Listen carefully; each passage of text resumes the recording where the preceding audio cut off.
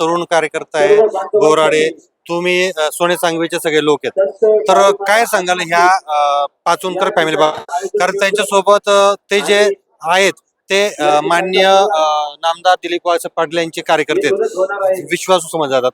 वळसे पाटलांच्या माध्यमातून बरेच विकास कामं झालीत असं या भागामध्ये चित्र आहे.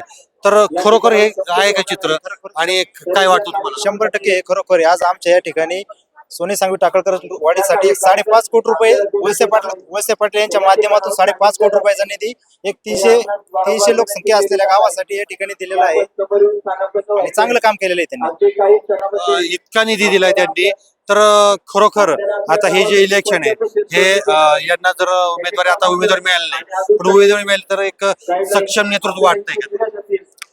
मानसिंग भैया पाटलांच्या माध्यमातून झालेल्या विकास कामाच्या संदर्भात असं वाटतं ज्योतिताई मानसिंग भैया पाचुणकर ह्या सक्षम उमेदवार आहेत आणि त्या उद्याच्या येणाऱ्या जिल्हा परिषदला 100% निवडून येतील अशी खात्री आहे. ज्योतिताई तसेच मानसिंग भैया पाचुणकर यांनी आतापर्यंत खूप चांगले असे कार्य केलेले आहेत. त्यांनी आज श्री संत बाळूमामा आत्मापूर या ठिकाणी आम्हाला दर्शनासाठी नेले.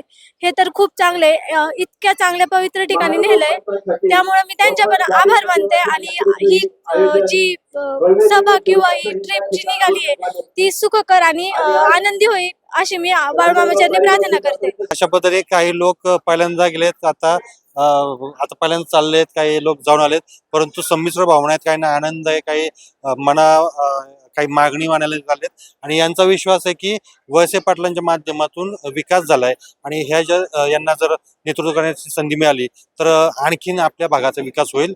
मी रवींद्र खोडे, आपला आवाज, विभागीय संपादक, शिरूर.